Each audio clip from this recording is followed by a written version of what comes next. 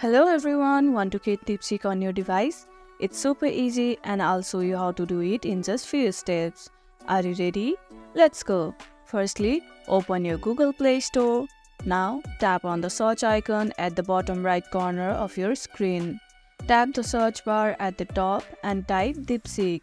Look for the app with the blue and white logo. That's the one we want. Found it? Great. Tap on it to open the app's details. Now tap on the install button and get ready to see it in action. Go ahead and tap install. Now just wait a few seconds while your download and installation is done. All done. Once it's installed, tap open and start exploring Deepseek. Easy, right? If this video helped you, don't forget to hit like, share and subscribe and comment below what's the first thing you'll do on Deepseek. Thanks for watching and see you next time.